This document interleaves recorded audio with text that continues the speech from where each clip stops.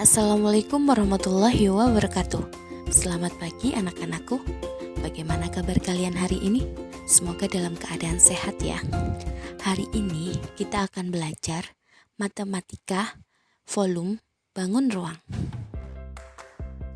Anak-anakku, tahukah kalian volume bangun ruang adalah hasil kali dari luas alas dengan tinggi bangun ruang tersebut? Nah, sekarang kita akan menghitung volume prisma. Rumus volume prisma yaitu luas alas kali tinggi. Agar kalian lebih paham lagi, simak yuk contoh soal berikut. Udin membuat kopi gelas berbentuk prisma segitiga.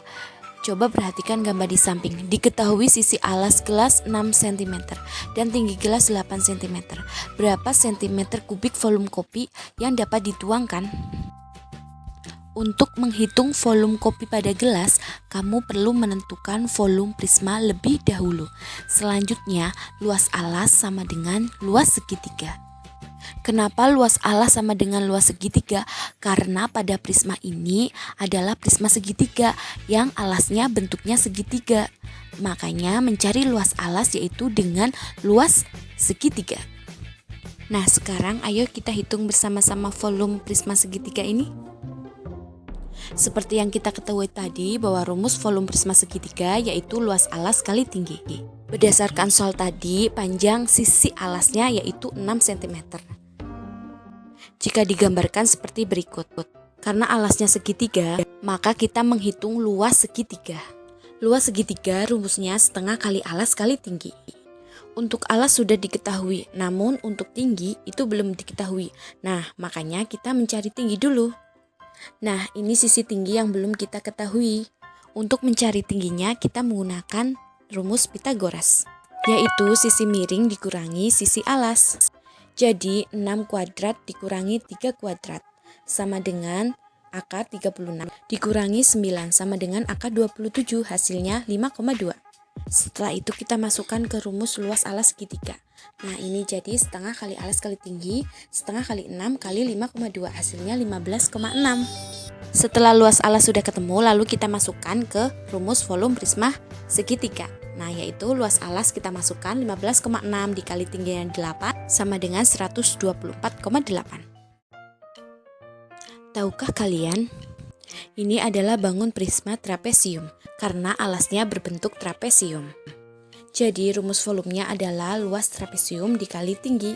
Jadi kesimpulannya untuk luas prisma yaitu kita lihat alasnya. Jika alas segitiga maka kita hitung luas segitiga. Jika alasnya trapesium maka kita hitung luas trapesium. Perhatikan bangun berikut. Ini adalah bangun prisma segi 8. Maka volumenya adalah 8 kali luas segitiga kali tinggi. Agar kalian lebih paham lagi, simak soal berikut. Ini ada gelas yang berbentuk prisma segi 8. Nah, hitunglah volume gelas tersebut jika tingginya 6 cm. Seperti yang kita ketahui tadi bahwa volume prisma segi 8 yaitu 8 kali luas segitiga dikali tinggi. Kenapa dikali 8? Karena segitiganya ada 8. Nah, untuk itu kita cari luas segitiga dulu. Nah, ini sudah diketahui sisi miring 3 cm, alasnya 1 cm, dan tingginya berapa? Kita mencari tinggi dulu ya. Untuk mencari tinggi kita pakai rumus Pythagoras. Karena mencari tinggi, maka sisi miring dikurangi sisi alas. Jadi bisa ditulis 3 pangkat 2 dikurangi 1 pangkat 2.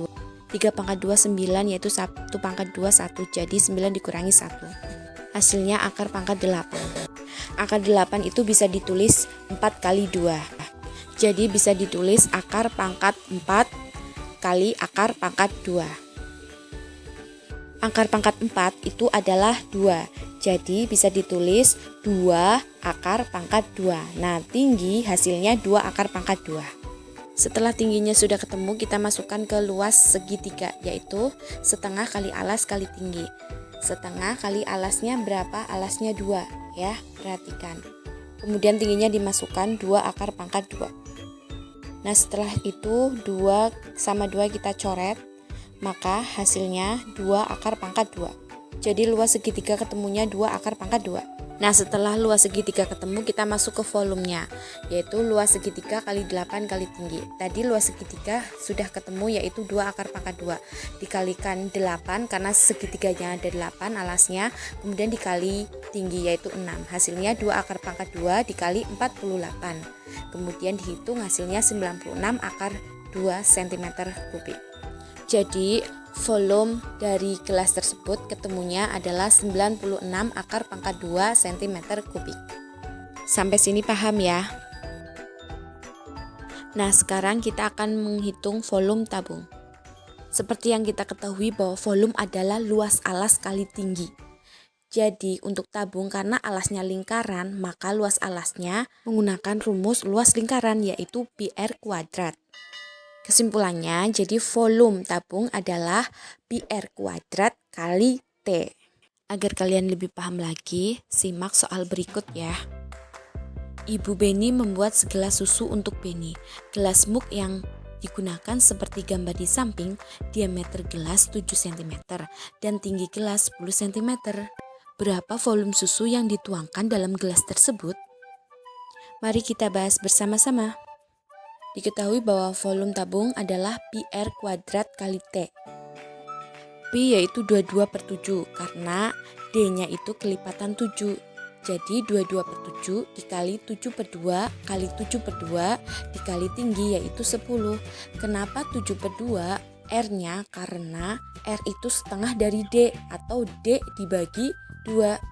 Maka kita tulis seperti berikut, yaitu jadi 7 kita coret 7. Kemudian 22 kita coret dengan 2, yaitu 22 dibagi 2 hasilnya 11. 11 kita tulis di atas. Kemudian 10 dan 2 kita coret, yaitu 10 bagi 2 sama dengan 5. Maka 11 dikali 7 dikali 5 hasilnya 385. Agar lebih jelasnya lagi, simak soal berikut ya. Sebuah bak penampungan berbentuk tabung, tingginya 2 meter dan panjang diameter 14 desimeter. Tabung terisi penuh air. Air yang keluar melalui keran rata-rata 7 liter per menit. Berapa detik waktu yang diperlukan untuk menghabiskan air dalam tabung itu? Kita tulis rumusnya, volume tabung yaitu pi r kuadrat kali T. Diketahui diameter 14 cm, maka kita cari R-nya, jari-jarinya, yaitu setengah dari diameter, maka R-nya sama dengan 7 cm. Kemudian tinggi tabung diketahui 2 meter, maka kita jadikan desimeter, yaitu 20 desimeter. Selanjutnya kita masukkan angkanya ke rumus, yaitu pi pakai 22/7 karena kelipatan 7 R-nya, yaitu 22/7 kali 7 kali 7 kali 20 sama dengan 3080 desimeter kubik. Nah, desimeter kubik itu sama dengan liter, maka bisa ditulis 3080 liter.